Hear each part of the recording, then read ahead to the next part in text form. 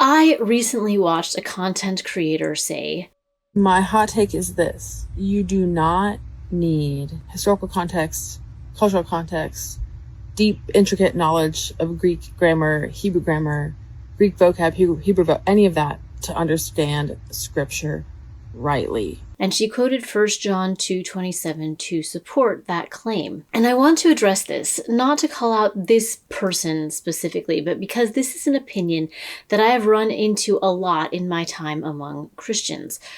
Most won't articulate it this clearly, but it's there beneath the surface.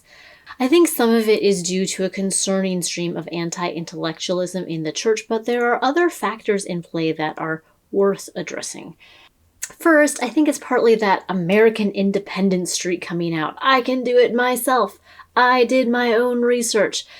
Second, some of it may be from legitimate critiques of types of heresy that have been present in the church that claim you need some sort of secret knowledge to really understand the Bible. And third, some of it may come from a long Protestant tradition of teaching the priesthood of all believers and working to make the Bible accessible in the common language. So I want to address those three things. First, if you are reading an English translation of the Bible, you are already relying on somebody else's research. Someone did the work of translation and you are trusting that they did a good job. Second, knowledge of historical context, geography, culture, and language is not secret knowledge only for those who are initiated. It is open to anyone who is willing to study and put in the work, which is part of why I'm putting these videos up on the internet and citing my sources to make this knowledge accessible. And third, I can appreciate wanting to make the Bible accessible to all, but we are doing people a huge disservice if we give them the Bible and say, good luck, that's all you need, and don't tell them that if they just read it on their own, they might end up missing some significant context. I think this would be similar to having a student who wants to learn Shakespeare and you give them a film of West Side Story and say, here's all you need. It's not totally useless. They will come out with some basic understanding of the plot of Romeo and Juliet, but plop them in the middle of a class discussion on the play and they will be totally lost. They won't even know the right names because someone has translated the names and plot points into a different context. Any discussion of the context in which Shakespeare wrote or the social issues he was addressing will go right over their heads. But it's not their fault. They were told that this translation of the play was all they needed. Now, I get that Shakespeare, like the Bible, can be intimidating. So starting students with a more modern adaptation, not necessarily bad. What is bad is telling them that's all you need. We should let them know that there is much more to read and learn if they really want to understand Shakespeare. And the same logic applies to the Bible.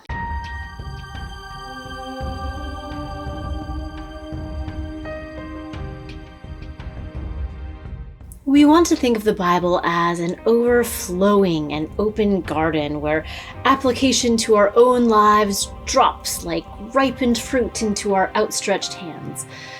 So when I start talking about the physical context of the Bible, things like geography, geology, archaeology, culture, original languages, etc., I think it can feel like I'm taking that garden and plunking a big old wall down in front of it and saying, scale this first, you can't see that garden without doing these things. We don't like to think that there are barriers to entry, especially when it comes to the Bible. We don't want the Bible to be intimidating, so we hand people a copy of the NIV or NLT or maybe just a link to the Chosen and imply that's all they need.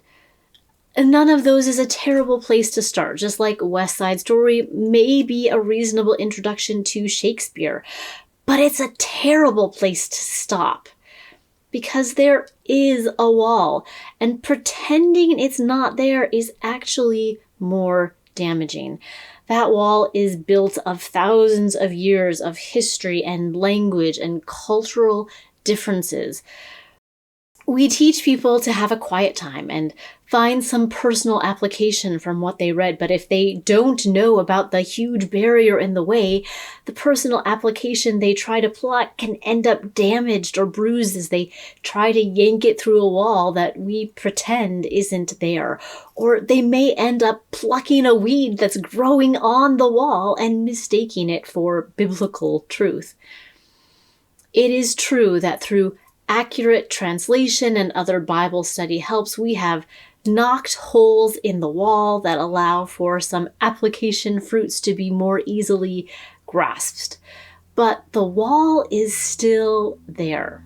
Now, it is possible to read and benefit from both Shakespeare and the Bible without any specialized knowledge, but people who are serious about understanding Shakespeare will work hard to gain whatever specialized knowledge is necessary. And people who are serious about the Bible should be willing to do the same instead of claiming it's not necessary. The fact that Shakespeare is generally read in its original older English can actually be helpful. We can come across a phrase or an idiom that doesn't make sense to us, and we're forced to stop and remember, hey, there's a wall. This was written hundreds of years ago in a different context. But because the Bible has been translated into modern English, it's easy to read over those things and assume we understand them when we don't. Our English translations can obscure the wall so well, we forget it's there. So if my work here accomplishes nothing else, I hope it helps people to learn to slow down and look for that wall, because only when we recognize there is a wall can we start to ask the sorts of questions that will help us to see over it.